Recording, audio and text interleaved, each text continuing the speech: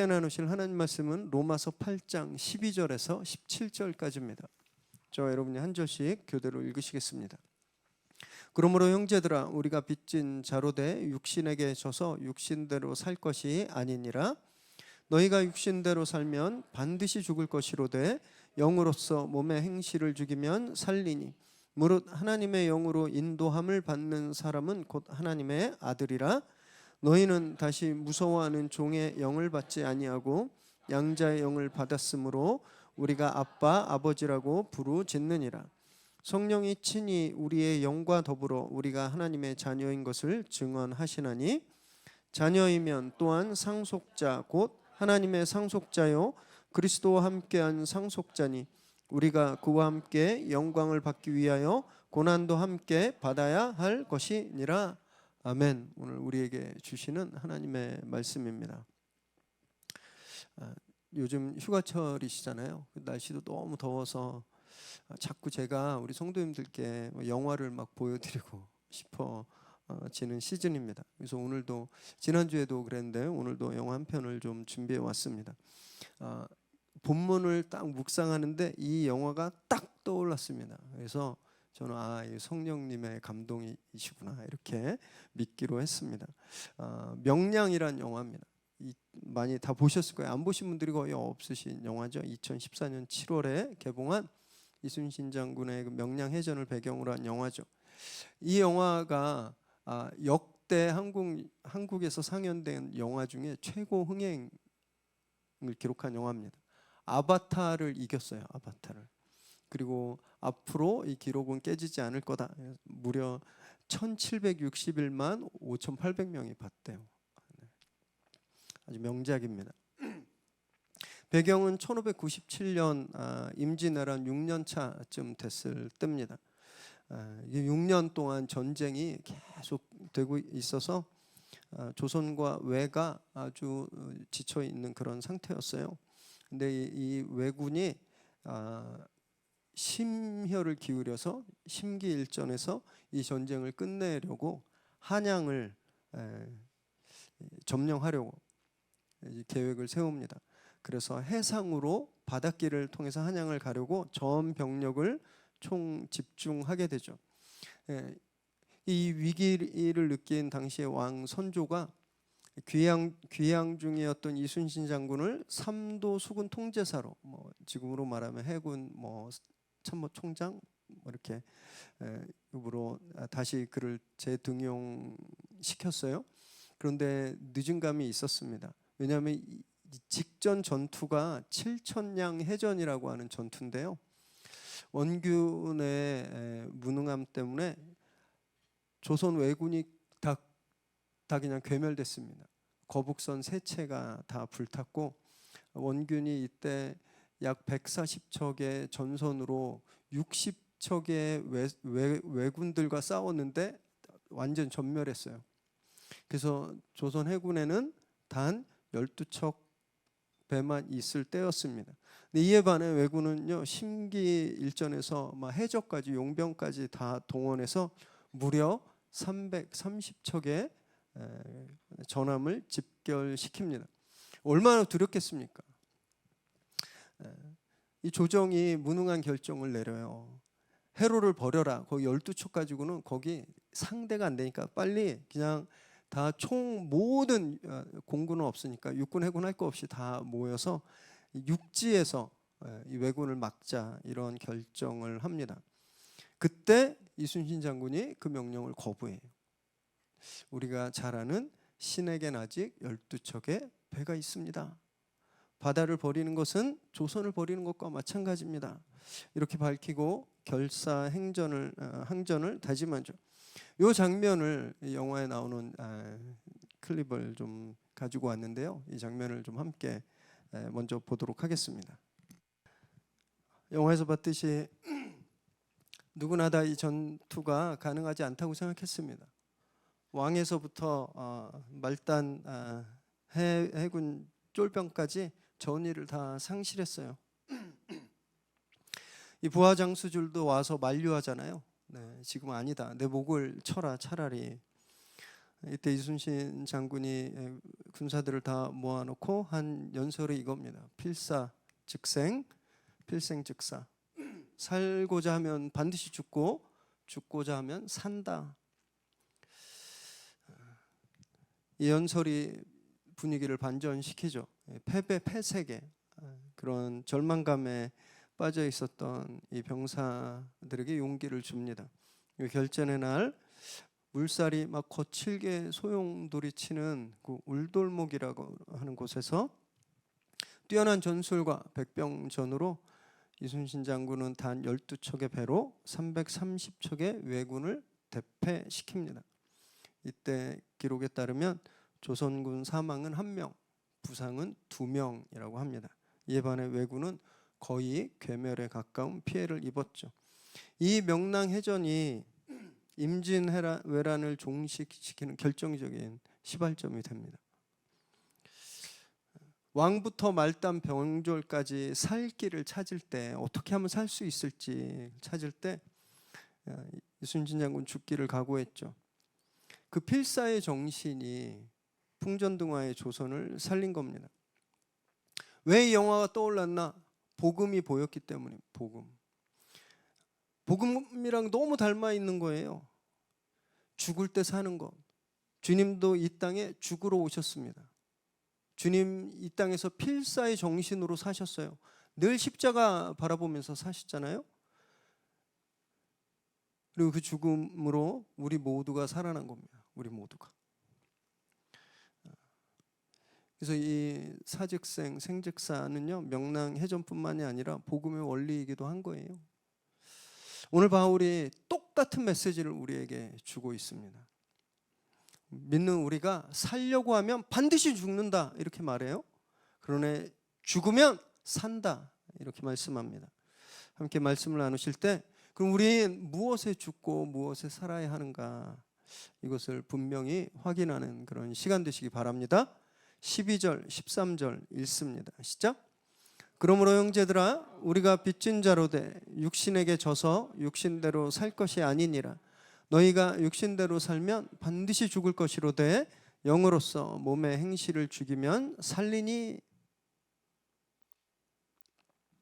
이 앞절에서 바울은 우리에게 무엇을 말씀했냐면요, 성령께서 죄와 사망의 법에 묶여있는 우리를 풀어주셨다, 자유하게 하셨다 이렇게 말씀하셨습니다. 그리고 이 놀라운 일이 어떻게 가능했는가? 하나님께서 당신의 아들을 이 땅에 사람으로 보내셔서 그 위에 우리의 모든 죄를 다 짊어지게 하시고 십자가에서 죽이셨기 때문에 이 일이 우리가 그 예수님의 죽음으로 죄와 사망의 법에서 자유하게 되었다 이렇게 선언했어요.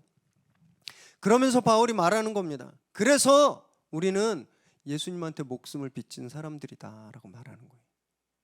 예수님 목숨을 우리 대신 죽으셨기 때문에 우리가 그분에게 목숨의 빚이 있다라는 겁니다. 그래서 더 이상 몸이 원하는 대로, 마치 몸에 빚진 사람처럼 몸이 하자는 대로 살아가면 안 되고 예수님이 원하시는 대로 살아가야 되는데, 만약에 그럼에도 불구하고 계속 몸이 원하는 대로 몸의 욕심을 따라 살면 반드시 죽는다 경고합니다. 죽을지도 몰라가 아니에요. must die. 반드시 죽는다고 말합니다. 그러나 영으로서, 성령으로서 몸을 죽이면 우리는 살게 된다 이렇게 말씀하고 있어요. 이 말씀 굉장히 두려운 말씀입니다. 굉장히 두려운 말씀이에요. 구원은요, 단번에 이루어지고 취소될 수 없습니다. 그런데 바울의 이 말씀은요, 구원받은 우리가 구원을 잃어버릴 수도 있네 이런 말씀을 하는 거예요. 예수 믿고 구원받았습니다 했는데 그렇지 않아, 제대로 못 살면 구원 못 받고 죽는 거야 라고 말합니다. 여기서 13절에 죽는다라는 말은요, 단지 우리의 육신의 생명이 끊어지는 걸 뜻하는 게 아니라 하나님으로부터의 영원한 단절을 뜻합니다. 분리되는 거예요. 구원 못 받는 겁니다. 바울은 이 말씀을 통해서 그러면 우리가 받은 구원이 취소된다는 이야기를 하는 걸까요? 답은 yes 그리고 no입니다. 우리가 이 질문에 답하기 전에 분명히 해야 될 전제가 있습니다. 분명히 해야 될 대전제가 있어요. 그건 뭐냐면 인간은 그 누구도 자기 행위로 구원을 얻을 수 없다라는 거예요. 우리 아무리 선한 일을 하고 착한 일을 하고 공로를 쌓아도 우리 노력으로 우리 행동으로는 구원을 이룰 수 없습니다. 불가능해요. 바울이 지금까지 계속 반복해서 한 이야기가 그겁니다. 율법도 못 지키잖아 말했죠. 우리 그럴 수 없는 존재예요. 이게 대명제입니다. 우리 힘으로. 구원은 어떻게 주어지는가? 하나님의 은혜로 주어지는 거예요. 우리가 할 수 없으니까. 하나님의 은혜로 선물처럼 나에게 주어지는 겁니다. 그래서 우린 이렇게 질문해야 돼요. 구원이 취소되는가라는 질문이 아니라 그렇게 선물로 주어진 구원을 우리가 잃어버릴 수 있을까? 이 질문을 해야 되는 겁니다. 제가 그 답이 예스도 되고 노도 된다고 말씀드렸죠.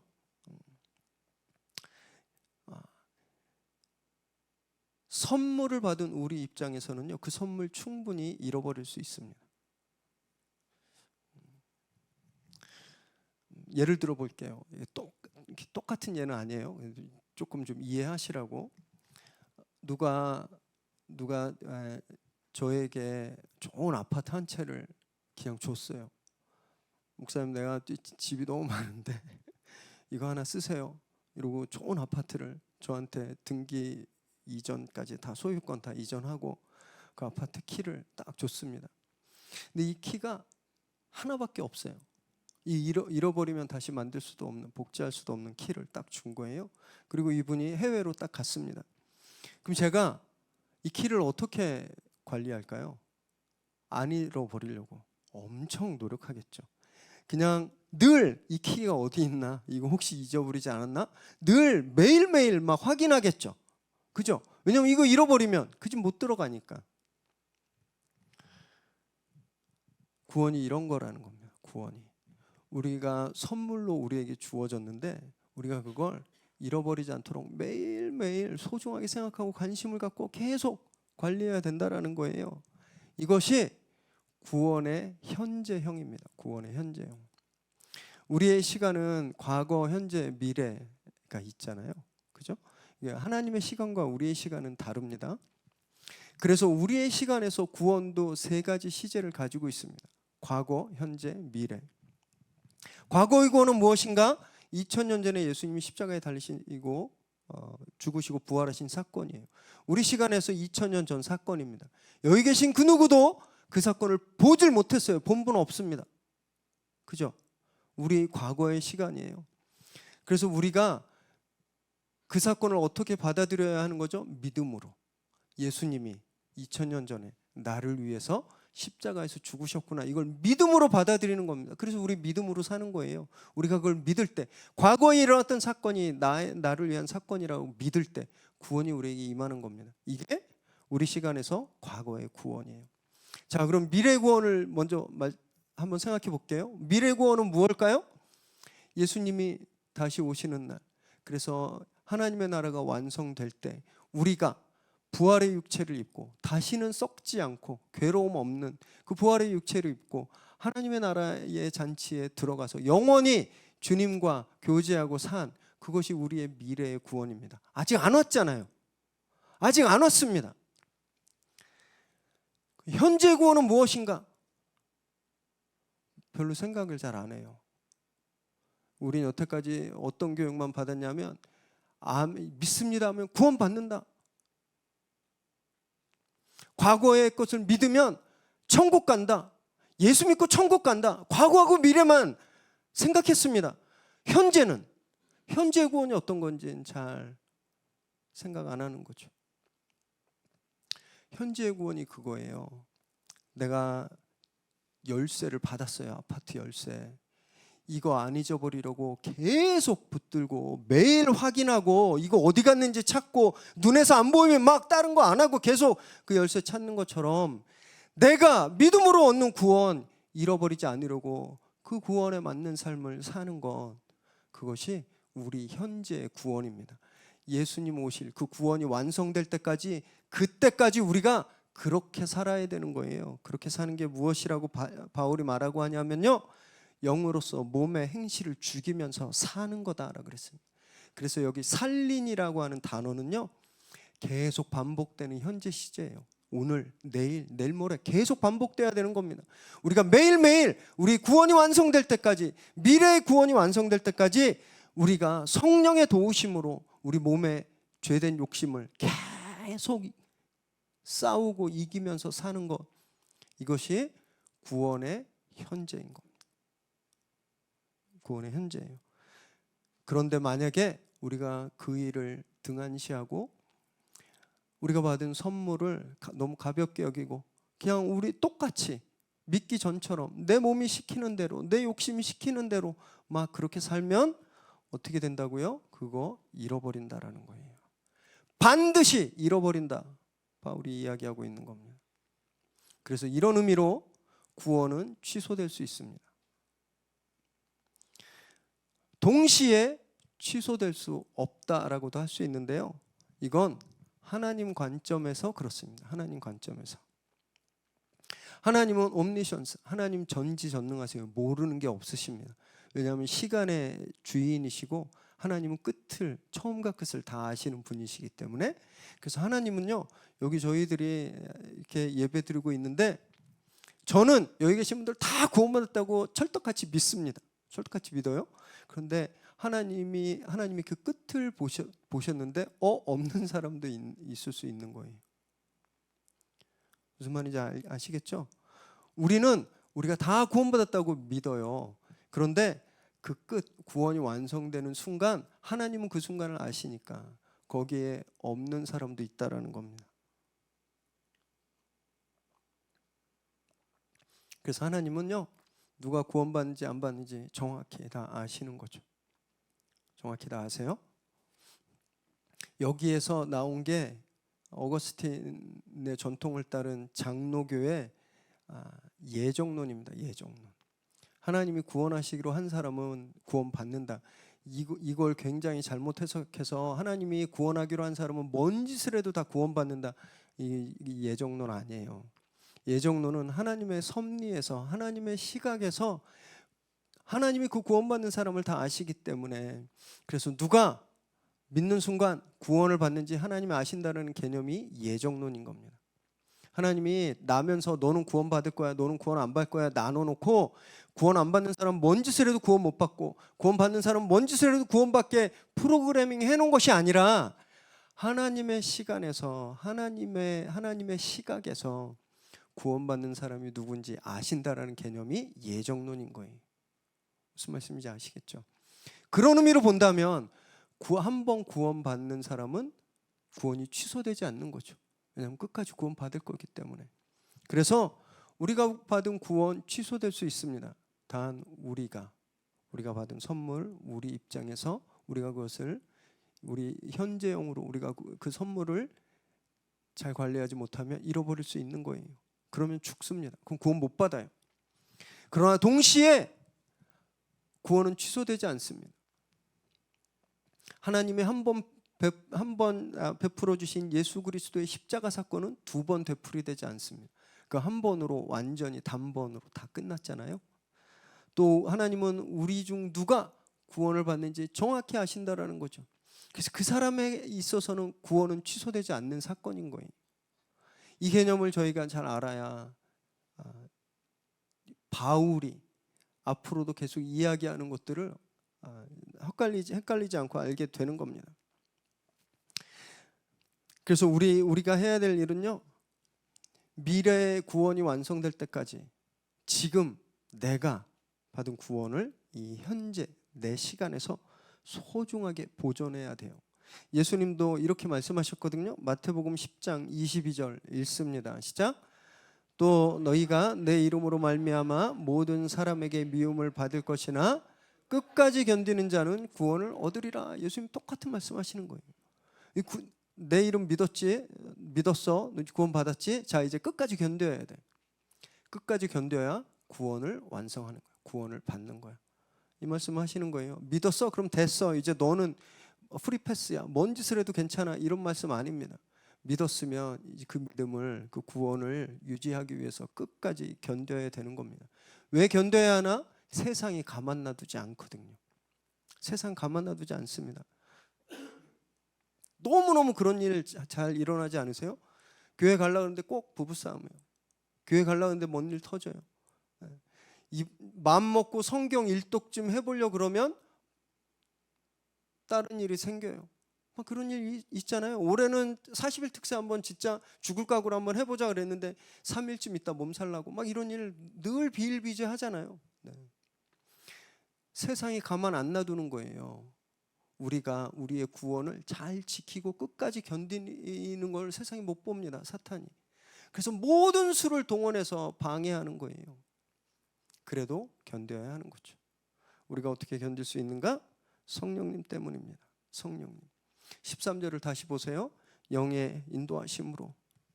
영으로서 몸의 행실을 죽이면 네가 죽여 이런 말씀 안 하셨습니다. 너 열심히 노력해서 육의 욕심을 죽여 싸워 네가 해내야 돼 이런 말씀 안 하셨어요.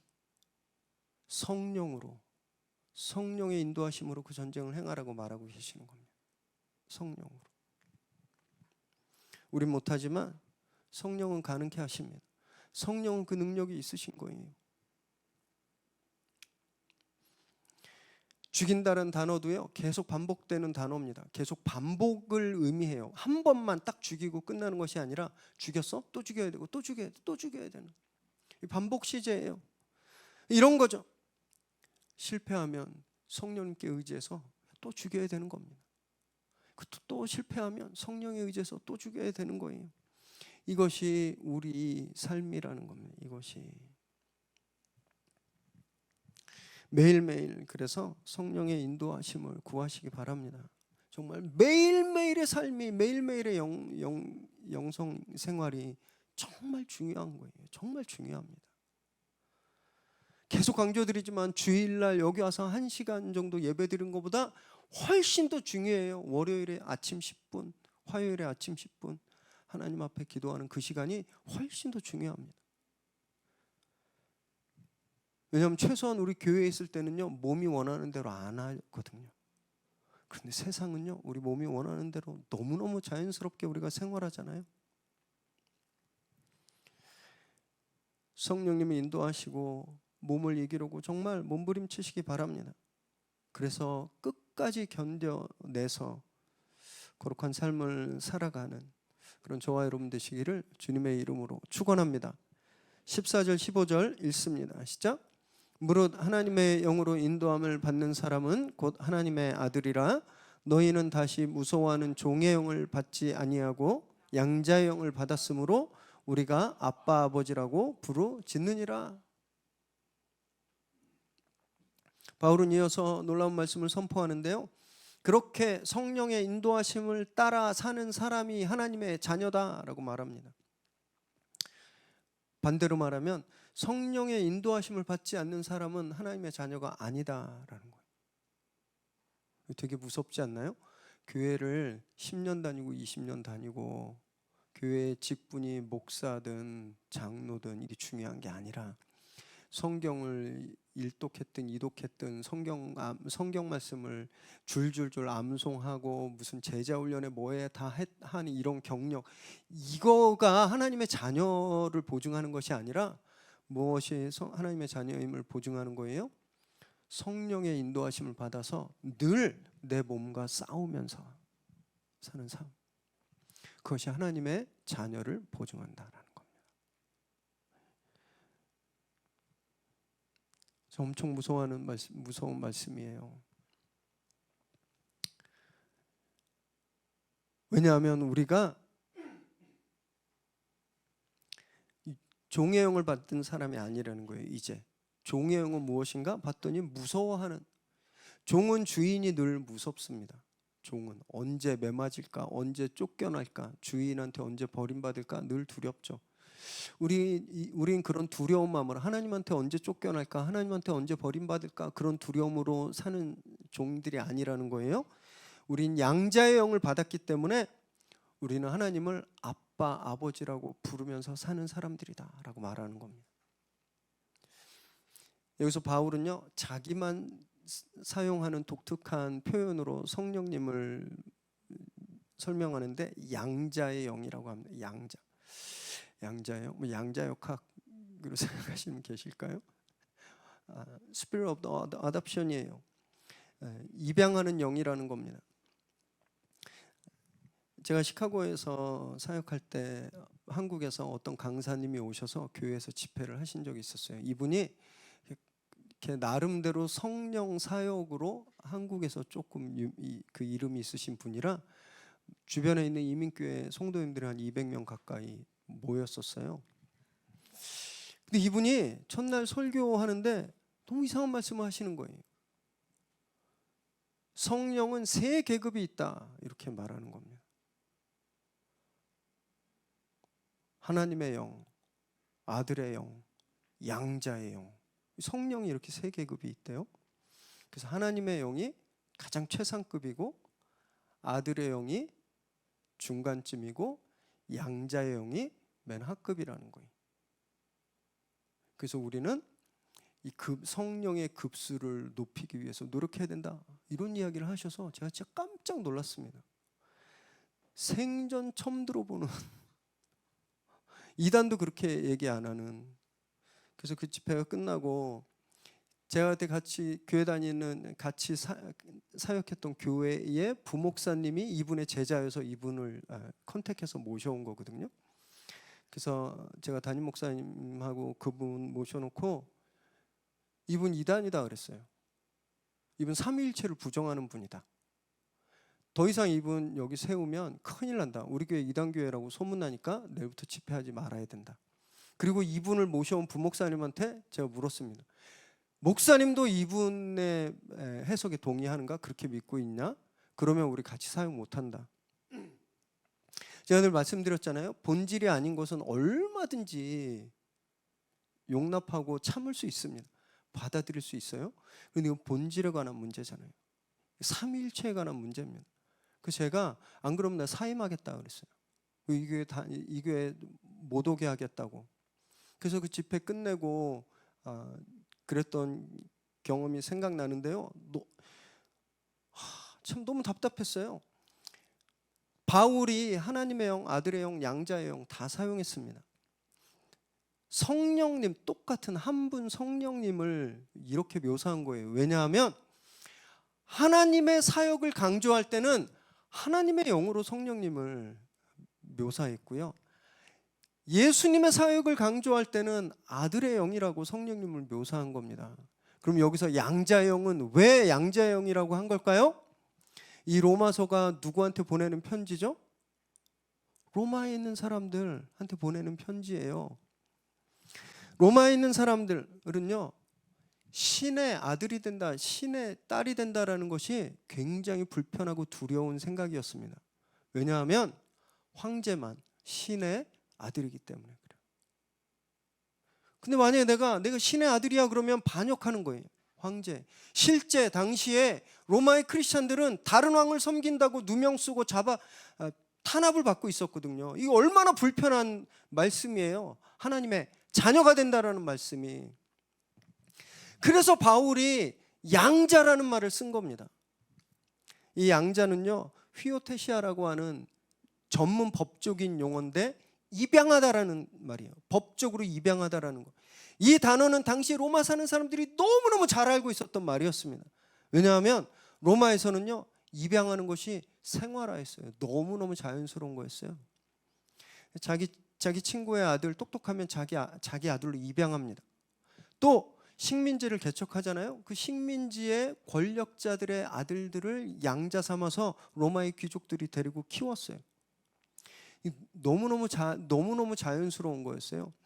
그래서 바울이 이 표현을 가지고 성령님이 우리를 하나님의 자녀 삼으신다라는 것을 지금 풀이해주고 있는 겁니다.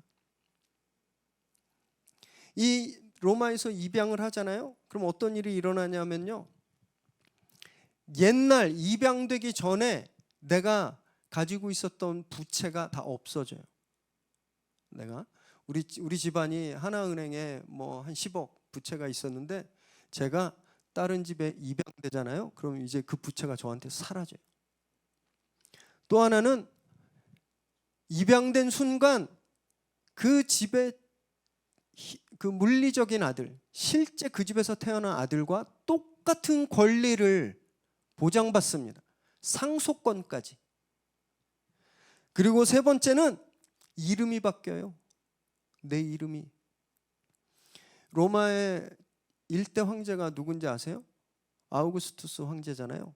시저를 황제라고 아시는 분들 많은데 시저는 황제 못 해보고 죽습니다. 대신 공화정을 이 황제정, 왕정으로 바꾸는 결정적인 역할을, 그런 배경을 만들고 죽는데, 이 아우구스투스 황제가 시저의 양자였어요. 그래서 그의 이름이 율리우스 카이사르 아우구스투스. 이름이 바뀌어요. 이런 일이 너무너무 잘 알려져 있는 그 로마 성도들이, 베베 집사님이 양자의 영, 입양시키는 영 딱 하면 딱 머리에 떠오르는 거죠. 아, 하나님의 자녀가 되는 게 이런 거구나. 내가 이제 옛날 법의 구속을 안 받고 내가 예수님과 아들과 똑같은 상속권을 가지고 있고 내 이름이 바뀌는 것, 이게 하나님의 자녀가 되는 거구나. 자연스럽게 알게 되는 거죠. 그래서 이 양자의 영이라는 말로 성령을 표현한 겁니다. 이것이 귀납법적 성경 해석이에요. 이것이 질문하고 왜 양자의 영을 썼을까? 왜? 그리고 공부하고 상고하고 연구하고 그렇게 해석하는 겁니다. 그래야 우리가 이 문장에 담긴 이걸 그대로, 그 원뜻을 그나마 잘 알게 되는 거예요. 이런 과정 없이 한글에 나와 있는 대로 양자, 특히 우리나라는 양자, 입양 이런 거에 편견이 되게 안 좋잖아요. 그런 편견과 단어로 성경을 해석해 버리니까 성령이 3등급이고 우리는 급을 올려야 된다고, 이런 이야기를 자기가 새로운 것을 깨달은 것처럼 막 이야기하고 다니는 거. 이런 일들이 일어나게 되는 겁니다. 바울은 이어서 우리가 그렇게 아답티드 돼서, 우리가 입양되어서 하나님의 자녀가 되었을 때 우리가 할 수 있는 권리, 우리의 특권에 대해서 이야기하는데, 그것은요, 하나님을 아빠라고 부를 수 있게 되는 거다라고 말합니다. 아빠. 참 그 바벨탑이 진짜 있었던 거라는 것을 우리가 다른 언어들을 통해서 볼 수 있는데요. 히브리 아람어로 아빠가 진짜 똑같이 아빠예요. 그리스어로 엄마가 뭔지 아세요? 엄마. 신기하죠. 우리 언어가 옛날에 하나였던 것 같아요. 진짜 성경에서 말하는 대로 우리가 이제 하나님을 아빠라고 부를 수 있게 되었는데, 여기서 바울이 부르다라는 표현을 안 쓰고 부르짖다라는 표현을 씁니다. 우리가 이제 권리가 생겼어요. 하나님께 아빠 이렇게 부르짖을 수 있는. 왜 부르짖는다고 했을까? 왜냐하면요, 되게 아빠가 필요한 순간이 그렇게 부르짖는 순간이더라고요. 애들이 아빠 찾을 때가 언제예요? 뭔가 문제가 생겼을 때, 뭐 하다가 안 됐을 때, 사고가 났을 때 아빠 하잖아요. 그 철들면 아빠 잘 안 찾는데 참 슬프지만, 애들이 아빠 부를 때는요, 문제가 생겼을 때, 힘든 일 있을 때, 자기가 뭘 할 수 없을 때 아빠를 부르는 거예요. 예수님도 그렇게 아빠를 부르셨습니다. 마가복음 14장 36절 읽습니다. 시작. 이르시되 아빠 아버지여, 아버지께는 모든 것이 가능하오니 이 잔을 내게서 옮기시옵소서. 그러나 나의 원대로 마시옵고 아버지의 원대로 하옵소서 하시고, 주님도 아빠 이렇게 부르짖은 순간이 있었습니다. 그 순간이 언제예요? 십자가 죽음을 앞두고 너무 마음이 힘들어서 죽음을 각오했지만 육신의 고통과 당신이 당하셔야 될 일들 앞에서 마음이 무너져 내릴 때 아빠 부르신 거예요. 여러분, 이제 저와 여러분도요, 힘들 때 아빠 부르짖을 수 있게 된 겁니다. 옛날엔 누구 부를 대상이 없었어요. 옛날엔 누구를 불러야 될지도 몰랐습니다. 그리고 막 소리쳐도 아무 도움도 없었어요. 그런데 이제 우리가 자녀가 되었거든요. 그래서 이제 부를 대상이, 부를 아빠가 생긴 거예요. 아빠 하면 그래 무슨 일이야 이렇게 달려오시는 분이 계신다라는 겁니다. 이 우리의 권리, 특권이라는 거예요. 오늘 그렇게 부르짖으시기 바랍니다. 아빠! 이렇게 하나님께 부르짖으시기 바라요. 하나님께서 우리 아빠는 반드시 그 부르짖음에 응답하실 줄 믿으시기 바랍니다. 17절 읽습니다. 시작. 자녀이면 또한 상속자 곧 하나님의 상속자요 그리스도와 함께한 상속자니 우리가 그와 함께 영광을 받기 위하여 고난도 함께 받아야 할 것이니라.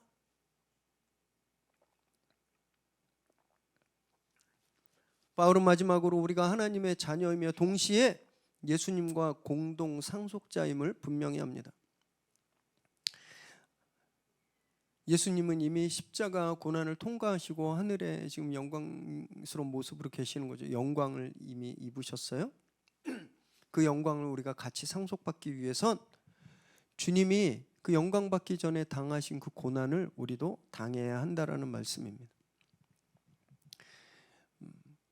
영광을 누릴 권리를 위해선 고난을 당해야 할 의무가 있다라는 겁니다. 이 말씀 역으로 풀어보면요, 그래서 그 의무를 다하지 않으면, 고난에 동참하지 않으면 권리도 없는 거예요. 영광도 없는 겁니다. 그래서 기복신앙은 신앙이 아니에요. 고난은 싹 빼고 예수 믿으면 복 받아. 삼박자 축복이란 말 옛날에 있었거든요. 예수 믿으면 영원히 복 받고 범사에 잘 되고 물질적으로 축복받는 거예요. 건강히 축복받는다. 고난은 없어지고 계속 복만 이야기하는 겁니다. 이건 반쪽도 아니고 아예 성경이 말하는 신앙이 아니에요. 여러분, 죽음 없는 부활은 없고요, 고난 없는 영광은 없습니다. 요거 빼고 이것만 있는 건 복음이 아니에요. 그건 부적입니다. 부적. 이 부적 붙이면 병나, 이 부적 붙이면 건강해져, 이 부적 붙이면 부자 돼. 미신이지 신앙이 아니에요. 물론 말씀에 순종하고 하나님 따르면 하나님 축복 주십니다. 하나님 축복 안 주신다는 거 아니에요. 하나님 축복 주세요. 근데 그것이 우리 신앙의 목적이 아니다라는 겁니다. 주님도 분명히 이렇게 말씀하셨습니다. 마태복음 16장 24절 25절 시작. 이에 예수께서 제자들에게 이르시되 누구든지 나를 따라오려거든 자기를 부인하고 자기 십자가를 지고 나를 따를 것이니라. 누구든지 제 목숨을 구원하고자 하면 잃을 것이요 누구든지 나를 위하여 제 목숨을 잃으면 찾으리라. 이순신 장군의 모습이 떠오르지 않습니까? 누구든지 살려고 하면 죽는 것이고 죽으면 산다. 이것이 복음의 핵심입니다. 십자가 없이는요, 주님을 따라갈 수가 없어요. 십자가 없이는 그 영광에 참여할 수 없는 겁니다. 이것이 상속자의 삶이라는 거예요. 의무를 다하는 삶, 천국을 상속받은 우리의 삶이라는 겁니다. 믿음을 지키면서 세상에 공격당해서 그 아픔들, 그 고난들, 내가 진짜 예수 믿는 것 때문에 억울한 일도 참고 내가 승질대로 하면 한 방 빵 날려주고 싶은데 예수 믿어서 내 감정 막 꽉 누를 때 얼마나 속이 힘듭니까? 억울한 일 당해도 내가 예수 믿는 거 하나 때문에 그냥 먼저 참고, 진짜 눈앞에서 별 되먹지 못한 사람들이 막 싸납게 굴어도 예수 믿는다는 것 때문에 그냥 그걸 참아내는 그런 고난들, 그게 우리 삶이라는 거예요. 또 내적으로 우리 끊임없이 성령의 인도하심에 따라서 우리 몸과 싸워야 되잖아요. 이게 얼마나 힘듭니까? 얼마나. 제가 맨날 주일날 아침에 일어나는 게 너무너무 힘들어요. 너무. 도대체 눈을 떠도 뜨고 있는 건지 안 뜨고 있는지 모를 정도로 이렇게 밤늦게까지 설교 온 거 잘 마감하고 자면 주일날 아침이 일주일 중에 제일 힘들어요. 그럼 우리 그렇게 늘 몸을 이기려고 살아가고 계시잖아요.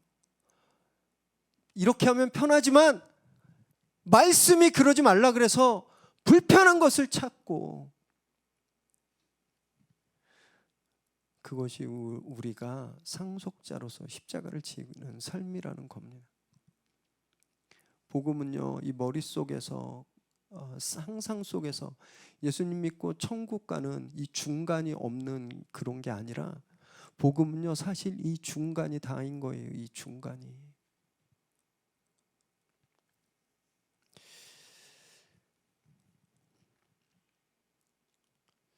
오늘 저와 여러분이요, 우리 안에 계신 성령님의 인도하심에 정말 귀 기울이시고 순종하게 되시길 바랍니다.